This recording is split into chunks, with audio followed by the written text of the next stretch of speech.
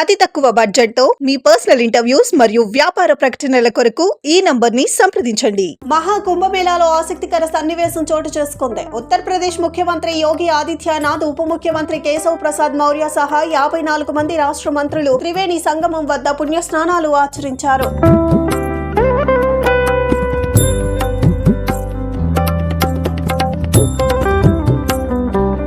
త్రివేణి సంగమంలో సీఎం యోగి ప్రత్యేక పూజలు నిర్వహించారు. ముఖ్యమంత్రి అధ్యక్షతన ఉత్తరప్రదేశ్ ప్రభుత్వ ప్రత్యేక మంత్రివర్గ సమావేశం ప్రయాగ్రాజ్ లో నిర్వహించారు. అనంతరం మహా కుంభమేళాకు వచ్చేసిన భక్తులతో కాసేపు ఆయన ముచ్చటించారు. అక్కడి సౌకర్యాలు, సమస్యల గురించి ఆరా తీశారు. ప్రపంచంలోనే అత్యంత ప్రఖ్యాతమైన మహా కుంభమేళా జరుగుతుంటే మీరు ఎక్కడున్నారంటూ మంత్రులు ఆశిష్ పటేల్, సంజయ్ నిషాద్ లను సీఎం యోగి ప్రశ్నించినట్టు తెలిసింది. మహా కుంభమేళా ఏర్పాట్లలో తలమునకలై ఉన్న అధికారులకు వ్యతిరేకంగా ఎందుకు మాట్లాడుతున్నావని ఆశిష్ పటేల్ ను సీఎం నిలదీసినట్లు తెలిసింది. ఈ మహా క్రతువును ఎలాంటి లోటుపాట్లు లేకుండా నిర్వహించేందుకు అన్ని చర్యలు తీసుకోవాలని మంత్రులు, అధికారులకు మరోసారి సీఎం సూచించారు.